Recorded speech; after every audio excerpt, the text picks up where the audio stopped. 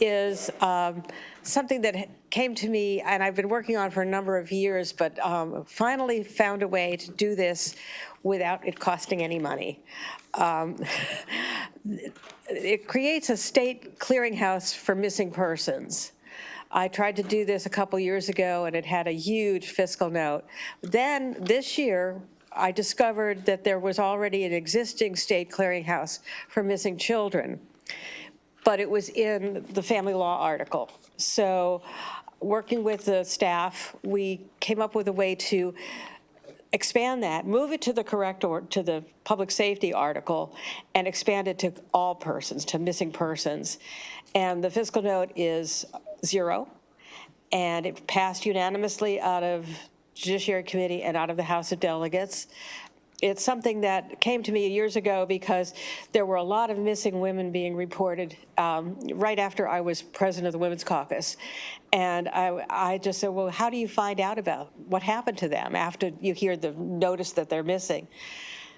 And that's the beginning of this bill. We did research, we looked around the country. Not much is available, a lot for missing children, but lots of other people go missing, and they have loved ones who want to know what happened to them.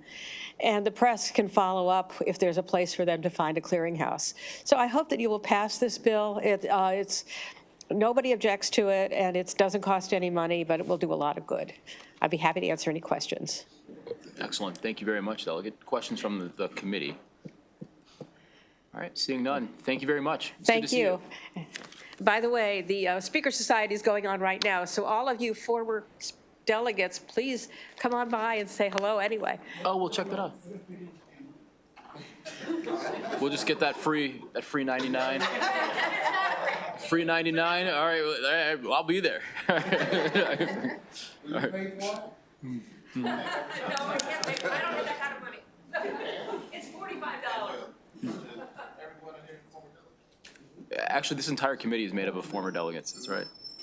All right. With that, that'll conclude the hearing for House Bill 1116. All right. We'll now move on to. I saw Delegate Smith was next. We'll move on to Delegate Smith, if you're, and then we'll go on to Delegate the Majority Leader, Delegate Moon. This is Delegate Smith with House Bill 1293. Welcome. Thank you, Mr. Chair. Thank you, distinguished members of JPR. For the record, I'm Delegate Stephanie Smith, here to present House Bill 1293. This is a local bill that I'm presenting on behalf of Baltimore City Sheriff. The bill is introduced to do two major things. First, it's designed to create a stronger and more formalized partnership in the areas of lots of work that the Sheriff's Office is already doing with the Liquor Board in Baltimore City. For example, the idea and the need of setting up this framework is based on a different section of the alcoholic beverages and cannabis article that Sheriff's offices set up with the Alcohol, Tobacco, and Cannabis Commission's Field Enforcement Division. In House Bill 1293, it would authorize the Baltimore City Sheriff's Office and the Baltimore City Liquor Board to duplicate this process in their own working arrangement. Why this is extremely important is because there are legitimate legal questions around public information requests and who is the custodian of those records, and how ongoing criminal investigations can be shielded until this runs their course, all of which will be authorized and strengthened by House Bill 1293. The second point is that House Bill 1293 is it creates a neighborhood services unit within the office of the Baltimore City Sheriff. This is also a bit modeled after the Field Enforcement Division structure at the MDATCC. It is designed to warehouse various resources within the Sheriff's Office in a single unit. The Sheriff envisions the Neighborhood Services Unit focusing on doing the types of law enforcement work in and around the areas of illegal alcohol, tobacco, cannabis, and other typically nonviolent types of illegal activity that occurs in neighborhoods across Baltimore City, to the great frustration of many of our constituents. Lastly, I note that House Bill 1293 expands the allowable use of an already existing surcharge local to Baltimore City that is collected when certain court cases are filed. There are no new fees, no new taxes, and no state or local budget mandates. With that, I note that Sheriff Kogan has been in direct contact with the Baltimore City Delegation Chair, Senator Washington, and they are working to ensure that the committee will receive a letter as soon as possible. So for the foregoing reasons, I do ask for a favorable report on House Bill 1293. Happy to take questions. Thank you very much, Delegate. Senator West. Thank you, Senator. Mr. Chair. I'm looking at the letter from Brandon Scott, which I'm sure you've seen. It's described as a letter of concern, and the concern is mostly financial, and it's expressed towards the end of the letter. It says the sheriff's office is already running a huge deficit, and if this bill is passed, the deficit will only increase. The city, I know, is not rolling in money these days. How do you propose to deal with the financial cost? Thank you for asking that question. So if you look at the district court's response, district court's report, case filing report for the fiscal year of 2024 alone, the surcharge that this bill proposes to expand the usage of actually collected $1.12 million that could go towards the implementation of the work under this proposed bill. It could go. Yes. So this bill doesn't direct it to go. What would the money be used for if it weren't used for this purpose? For the general work of the sheriff's department. So the general program, a lot of these funds are not being, what's the word? They're not being fenced in any particular matter, the fees that they collect in their duty. So this proposal through this bill is that those funds that are collected could be used for this work. Okay. Well, this committee, I guess, unfortunately, doesn't have any senators from Baltimore City sitting on it. So we have to rely on letters we get from the delegation. Do we have a delegation letter for this bill? That's what I just last presented, is that the sheriff has spoken with the senator, and when they meet, that is the plan for you to receive a letter in short order. Okay. And is Mayor Scott and his administration now on board, or are they still concerned about the bill? I have not heard anything new since crossover, but they have not flat out opposed. They're just concerned. They do want this work to happen. Okay. Thanks. No problem. Mr. Chairman, and thank you to the sponsor for bringing the bill. Am I understanding it correctly that this is an existing program that's working well, and that codifying this would give it that legal framework, like you said, for the records and all of those sorts of things to be handled with particularity, and that these are existing fees and they would be continue to be directed the same way they were? Am I understanding that right? You are so much more eloquent than I, Senator. Yes, ma'am. Thank you very much. Thank you, Mr. Chair. for your inquiry. Maybe. That's his answer. Maybe. Further questions from the committee? Look, general policy is nothing you for Baltimore without Baltimore, so we course. get a delegation letter. I know it's like at a $1.1 million fiscal impact, but if you guys are good. Okay. General philosophy is we're good. Absolutely. But further questions from the committee? All right. Thank you very much, Delegate. Thank you for your time. Have a good one. All right, with that, that'll conclude the hearing for House Bill 1293. We'll now move on to the Majority Leader, Delegate Moon, House Bill 301. Good afternoon, Senators. Delegate Moon here with House Bill 301.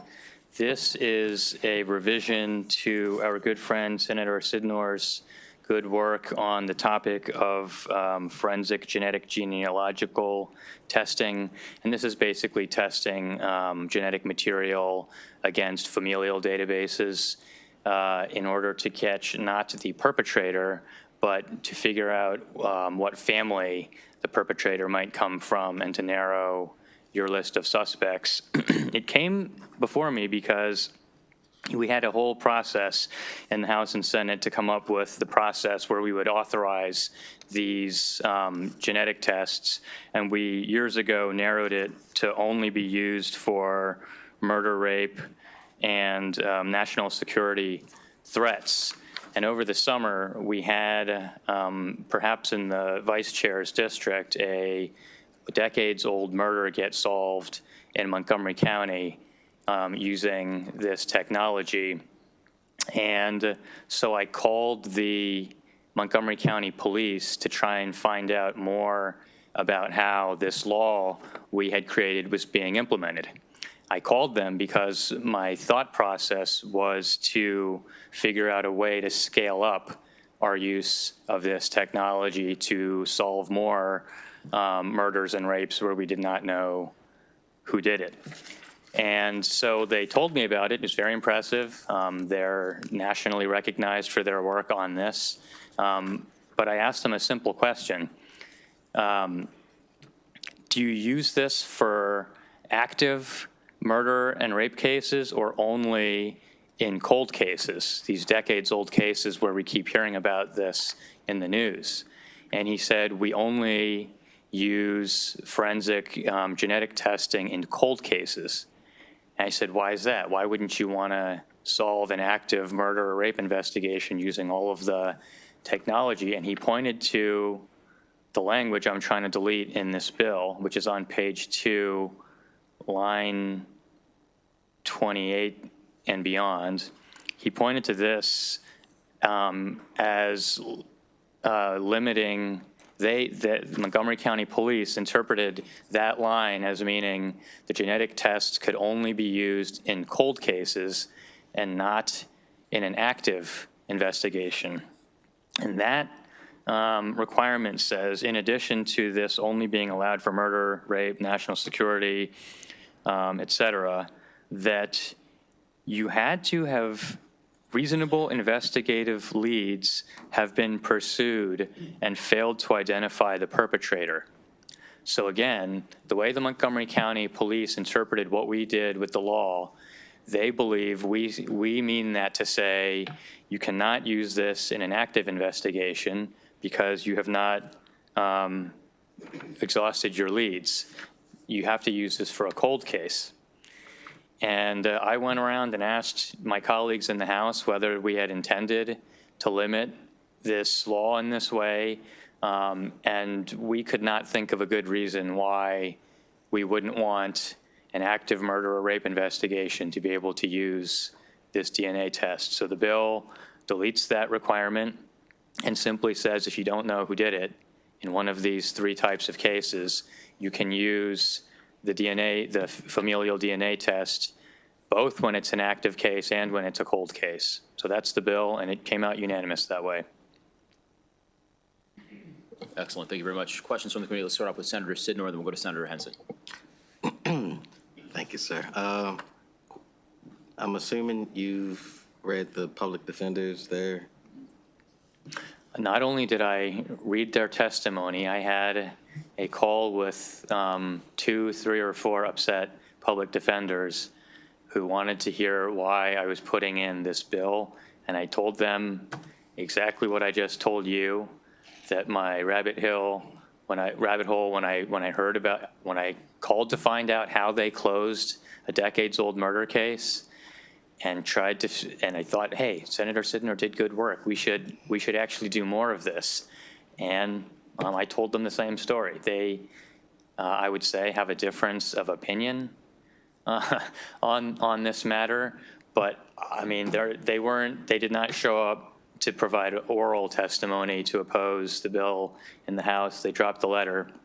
But in my conversation with them, their concern was of heading in the direction of a general warrant, sort of a philosophical slippery slope kind of a concern. But again, we only allow these familial DNA tests in instances of rape, murder, and national security.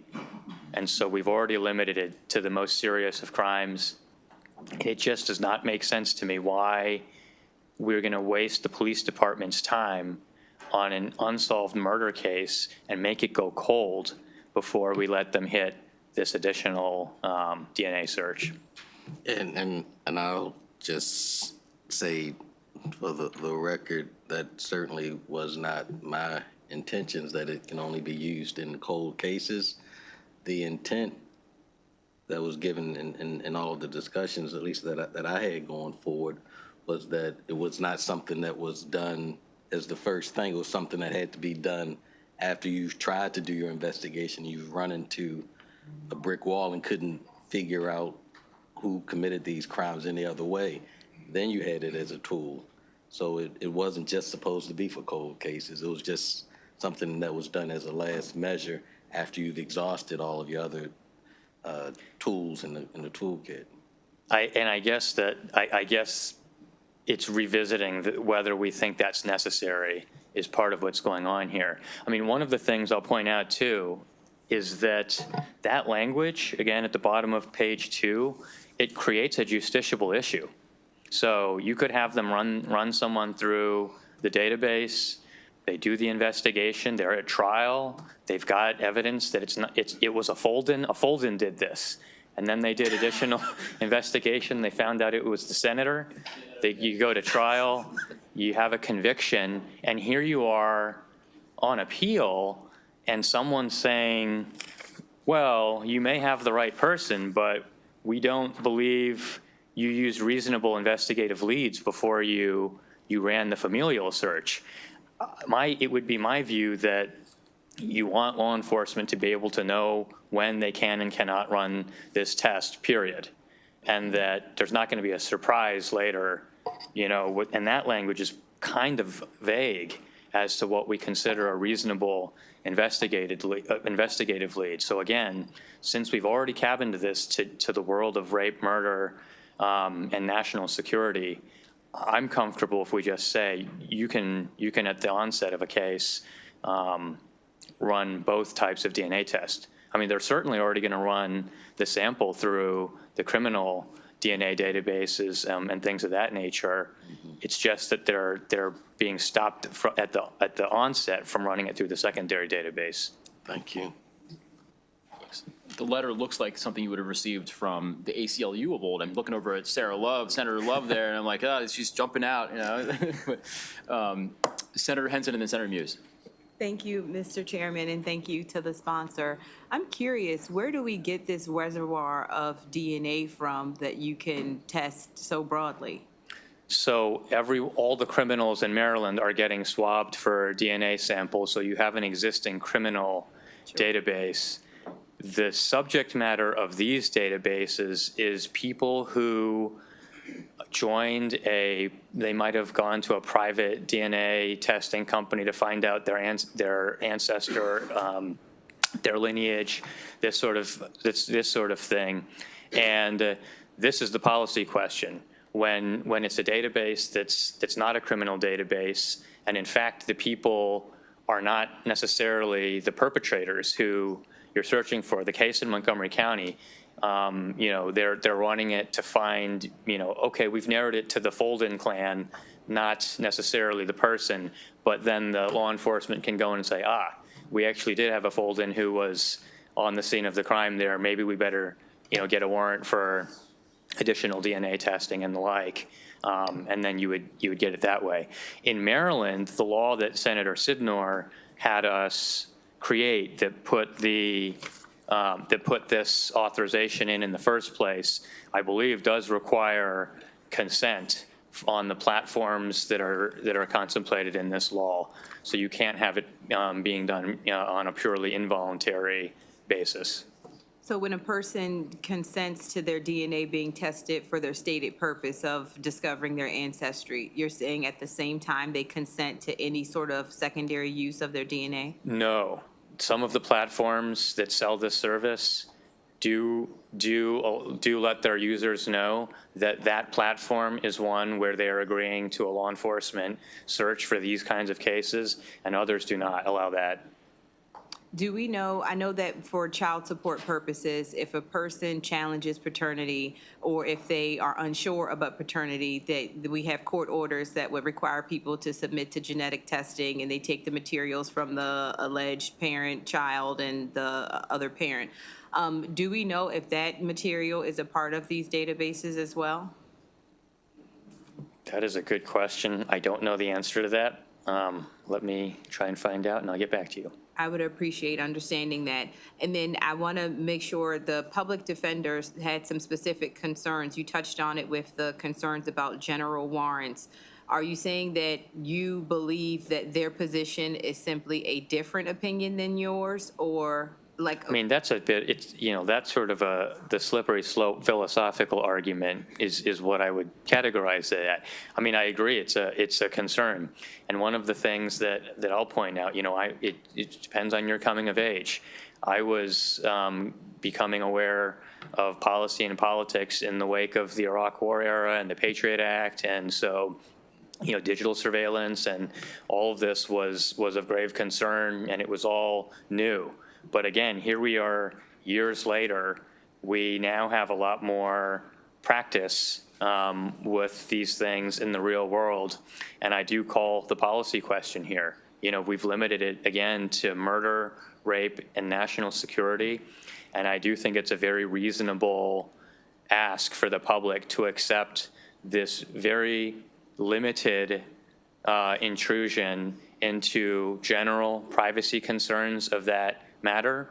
But hopefully all of us would adopt the consensus that to solve an unsolved murder or rape in this state, we would agree that we can all be a little bit more comfortable with familial DNA being used to narrow the field of suspects. It still requires judicial authorization and again, user consent from the particular DNA samples that are there. So there are already, I believe, guardrails that, again, ought to make us comfortable using this just to close unsolved murders.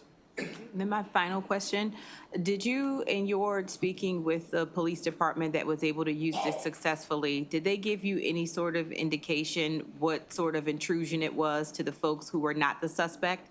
So let's say I have similar DNA as someone who is a potential suspect. Do you round up everybody? Do you knock on doors? No, they went and got a warrant for the person because so how this would go, you don't go round up every fold-in, right? You know, maybe in the old days they would have done something like that, but no, there would be an independent investigation as to is there a fold-in that actually could have been a suspect. And in the case, again, in Montgomery County, this was someone who was, it turned out to be the ex-boyfriend of the daughter, you know, who lived in the neighborhood who did it, and he was in one of the suspect piles. So they went and got a new warrant and tested genetic material from the one person from that family who they thought was a possible suspect.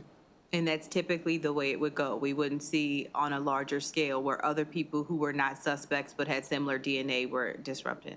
Yep. Thank you. Thank you, Mr. Chair. Thank you. Real quick question. I was trying to understand the letter from public defender. I mean, that's the last agencies that I would think would be opposed to this. Is there some other reason, financial? I would assume they would love to preserve the issue for appeal, but again, it would create the possibility that one of these convictions is being thrown out way after the fact because, again, we did not define the term reasonable investigative leads. I'm not sure if we intend to make that something one can challenge the basis of the DNA search, you know, well after the fact. That seems problematic to me. But again, I suppose if folks disagree, you know, then, but that's sort of the topic of this bill is whether we intended for these kinds of things to be possible. And again, I don't think so. But we now have the very real experience of seeing these cases being closed. I mean, actually, the ones that catch the most interesting news are the serial killer cases. You know, Golden State Killer was making the news rounds because it's someone who got away with tons of murders, only getting solved, you know, after decades by running a familial DNA search. But as to the actual murder problem in Maryland, it is not really a serial murder problem. And so for a policy like this to actually be effective, we have to get it out of the world of cold cases and into the day-to-day policing. Thank you. Thank you. Thank you, Mr. Chair. Thanks for bringing the bill. So I just want to be clear that this would be utilized in an effort to just, we're corroborating other forensic or investigative data, correct? They are supposed to. I mean, that is also DOJ guideline. There's federal guidance as to how you run a test. The feds have not codified a law saying this is how these tests go, but the practice is that. Okay. I mean, you still have to prove the case. I mean, yeah, right? I mean, we're just not going out there and testing this information to find out a lead. Oh, okay. Well, this is our lead now. Whereas you had other investigative tools that you have kind of been looking through, and then this would just be in addition to that to kind of aid in the direction that the investigation was going. Correct. You still need proof beyond a reasonable doubt, as with any other case. And so if all you've done is throw this thing through a family DNA database and little other investigation, you still got to go into court and meet that hurdle. And again, this is also a test that's judicially authorized. Okay, great. Thank you. Thank you for bringing the bill. I had a question about an earlier part of the bill that's getting added, which is at line 17, the identity of the perpetrator is unknown. And obviously, some of the cases you've indicated, the identity of the perpetrator is completely unknown. I was worried that that language may sweep too broadly. In other words, if the police may have an idea, but it doesn't rise to the level of probable cause, or they are unable to get a warrant directly, that we would accidentally be excluding that. In other words, that a defendant would say, hey, they got this search, but they already knew, they were already along the path towards my. That's a very interesting point. I could see the case for deleting that sentence as a result and just bracketing out the bottom of page 2. We put that in there to be clear as to the contrast about the language we're deleting, failing to identify the perpetrator. I think that's why it paralleled in that way, but it probably doesn't need to be there. Okay. That's helpful to know. It's an interesting catch.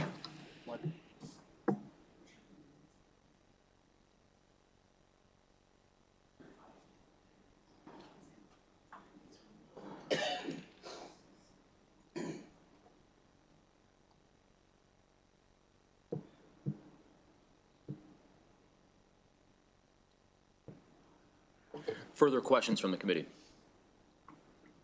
All right, thank you very much. Thank you. It's an interesting bill, thank you, it's good. All right, with that, that'll conclude the hearing for House Bill 301. We'll now move on to Delegate Holmes with House Bill 615. Then we're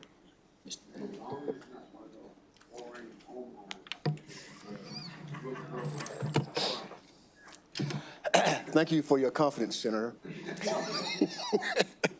Good afternoon, ladies and gentlemen.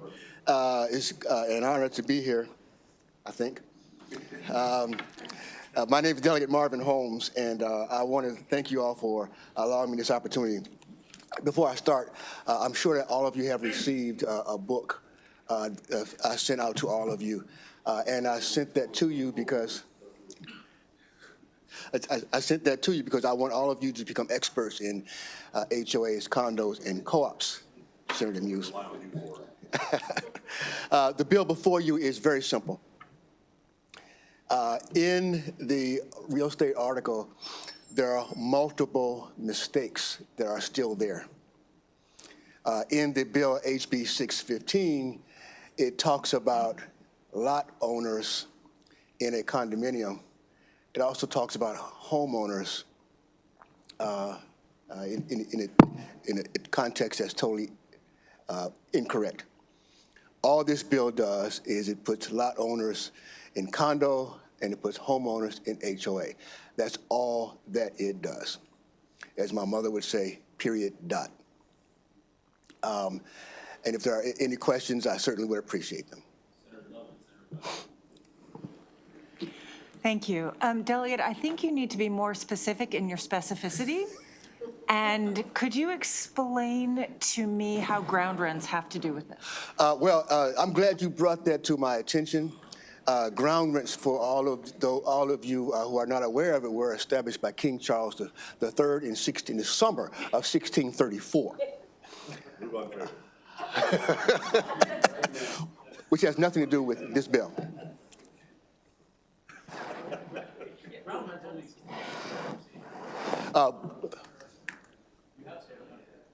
Mostly, if I can answer your question, mostly Baltimore City, but ground rents were established in the King Royal eras. Ground rents in the United States are mostly in Hawaii and Maryland because of the way things were established back in those days. And we are still working towards eradicating some of those things. Thank you, Mr. Chair. And we've passed several bills over the last couple of years to do everything we can to try to phase out and eliminate the remaining ground rents, but making it really simple for people who have to pay the ground rents to discharge them. So we're doing the best we can to end any need to discuss ground rents from now on. As a matter of fact, Senator, we are doing exactly that. Several years ago, there was a 94-year-old woman, 84-year-old woman who did not pay her ground rents, which were $49 every 6 months. And for those 2 missed payments, she lost her house. So we are having an attempt to find a way to remove ground rents. However, it's under contract law, so we're having a little bit difficult time trying to get them removed. But we are attempting that. But my question really wasn't about ground rents, although I find the subject interesting. And it would be great if by the time I leave here in a year, we could end all the ground rents once and for all, because they're nothing but a source of difficulty. Again, $49 twice a year, and the possibility you could lose your house because you didn't pay $49 twice a year. Yes. We need to get past this. Yes. It's a relic from 100 years ago, and it's something we need to move beyond. But with respect to this bill, not so much this bill as this subject, you and I talked out in the corridor. We've heard some testimony this year on some other bills dealing with condominium associations, homeowners associations, and co-op associations. We've passed a number of bills over the last several years. Some of them simple, like this. Some of them quite complicated. And every one of them, I think I voted for because in isolation, each one of them made sense. But when you put them all together, you've got a large agglomeration of bills which in their entirety establish a very complex, confusing, and difficult regulatory scheme that is imposed on people who are not paid, who are serving on condominium associations. Frequently, they're senior citizens. They're beyond the time in their life where they are, with interest and enthusiasm, educating themselves.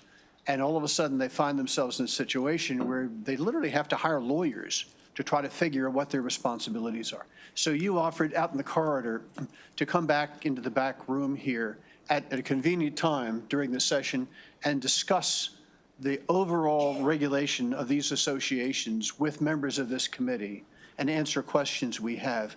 I would love to take you up on that. I hope the committee chair and staff would. I would love to. I really would love to. And my staff is here, and my staff knows that the largest problem in the state of Maryland is that there is no state agency that oversees common ownership communities where you can call and ask a question. You can go to the Attorney General's office if you file a lawsuit. But if you have a question about what your common ownership community is doing, unfortunately for the citizens of Maryland, the only place that they seem to be going to is my office. And it's okay for me, but it's not fair to them.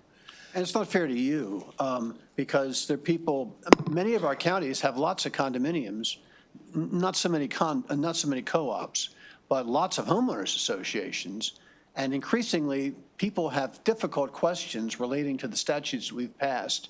And they really need somebody that they can turn to, not your office, somebody whose job it is to assist people in getting through the thicket of regulations and statutes that we've passed. So it would help to get us through the thicket to begin with, which is why I think a meeting.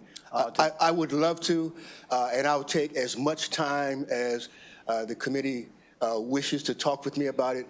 I spend most of my time explaining to citizens all across the state, not just Prince George and Anne Arundel, all across the state, trying to understand these things. I don't want to take up too much time, Mr. Chair, but there are a couple of things that we have been trying to do. There are two groups.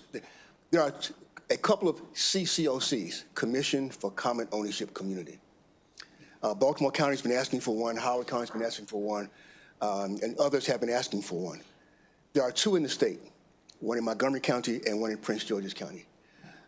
In those two jurisdictions, you have a limited opportunity to ask questions and get some mediation, limited.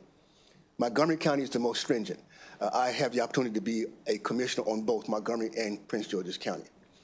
I'm trying to get that CCOC established all across the state so that we have one model of a CCOC instead of 24 different types. The other thing we're working on in terms of having a state agency in charge of this, we're working on an ombudsman bill so that we can have a state agency where persons can call to get some assistance. We're working on these because the citizens of Maryland deserve it. Thank you very much. Yes, sir.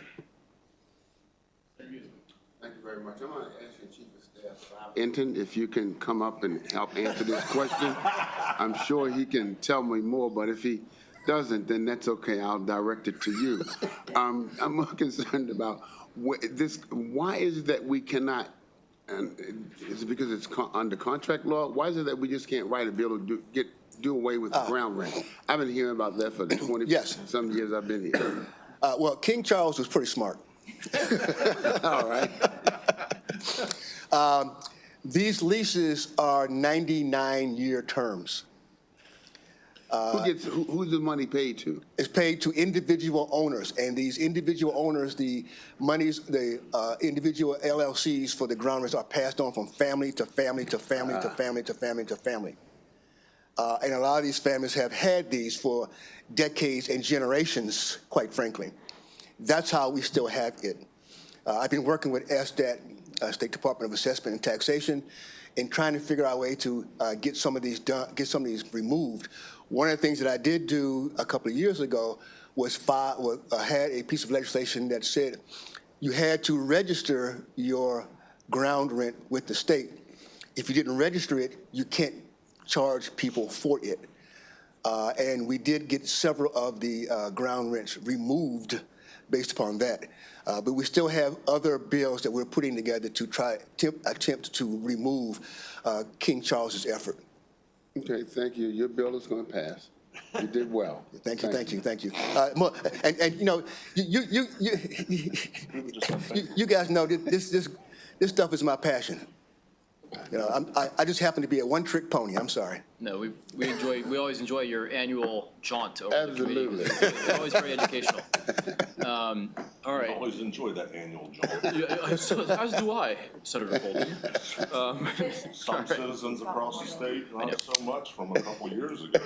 All right. With that, that'll end the hearing for House Bill 615. We'll go on to House Bill 1429. Thank you, Mr. Chair, members of the committee. House Bill 1429 is a bill that is authorizing youth services bureaus to request criminal background checks. And we all have youth services bureaus in our areas. And this is an authorization. These youth services bureaus, when youth get into these things, it's been shown that 95% of the youth that go through these programs do not get into trouble a second time. And I think this is very important. So this is just something where if you are going to be an employee or volunteer with these youth services bureaus, then you're authorizing them to have a criminal background check on the persons that are in contact with these youth on a daily basis. This bill has no opposition. Supported by the City of Bowie with their Youth Services Bureau, Carroll County's Youth Services Bureau, City of District Heights in their Youth Services Bureau.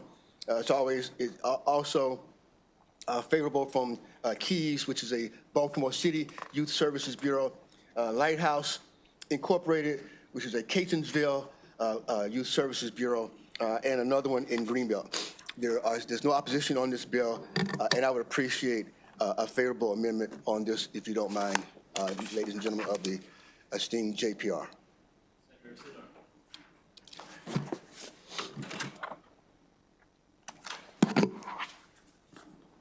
Thank you very much.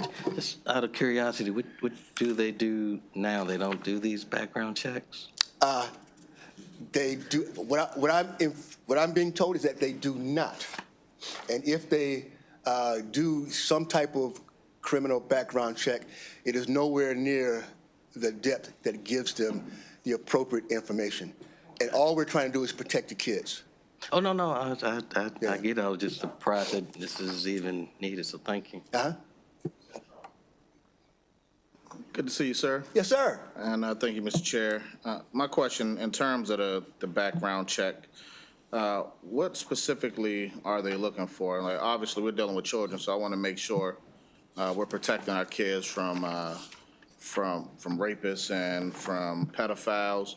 But is it something that's in place that if somebody has a background where they were a drug dealer and they've reformed their life, could they still work with the Youth Services Bureau? I am not 100% certain of all of those items in terms of what it is that there are. You're talking about sex offenders and those kinds of things. Mm-hmm. This is records that are being kept by the FBI. And the bill had to be crafted such that the FBI was okay with the language in the bill. So this is what is being put together for those types of investigations. And I can get you a specific list of the types of issues that they will be looking at a later point. Thank you, sir. All right, further questions for Delegate Holmes? All right, seeing none, thank you very much. Good to see you. Take care. All right, we'll be in touch soon. With that, that'll end the hearing for House Bill 1429. We'll now move on to Delegate Allen with House Bill 273. Delegate Allen, welcome. Thank you, Mr. Chair. I hate to follow that act, but that's all right. I know. Well, this is a housing issue, but not ground rents. So this bill is significantly less interesting, and it's definitely be the shortest bill you'll have today. So, Mr. Chair, for the record, my name is Nick Allen. I'm here to testify in support of my bill, House Bill 273, which deals with late payment penalties calculations. So this is identical to a bill I had last year, passed the House with large bipartisan support, passed again this year. It's the shortest bill you will have all day and hopefully all session. Is a single word, and that word is unpaid. So again, this is a bill that's ensuring that when late fees are assessed for rent payments, that is 5%, which is already in Maryland law, but is 5% of the unpaid rent that is owed rather than the 5% of the total rent itself. This is a rare bill that has the support of CASA, the AG's office, the Public Justice Center, Maryland Multi-Housing Association, and even Bob Benton. I just spoke with him. So even Bob likes it. So with that, I will leave it there, and I look forward to answering any questions you have. He did. I called him on the way out. He ghosted you for your hearing, though. All right, all right, Senator. I'm kidding. Senator West, go ahead. Very briefly, are you aware of any landlords that try to charge a late rent at 5% on money that has been paid? So that's the best practice as described by MMHA and AOBA. They said that the best practice they expect of their landlords is that it's on the unpaid rent. Sure. But apparently there are some unscrupulous landlords that have done it. This, I mean, the idea for this bill came from the idea of a staffer in the House of Delegates who he was making payments. He was on auto pay. The rent went up by I think $10 or $20, and he didn't adjust the auto pay amount. So for several months, he was paying $10 short of what he should have been paying, but he got hit with a full rent late fee for those months that he was paying rent. It sounds, the whole thing sounds appalling. I'm surprised the landlord wasn't sued, maybe by the Consumer Protection Bureau.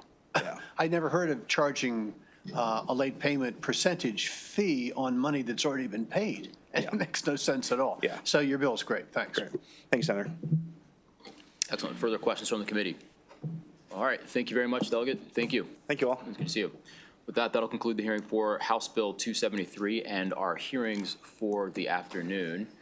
We have no other additional work right now, so we'll reconvene on the floor tomorrow. All right. Tomorrow's going to be a much longer day.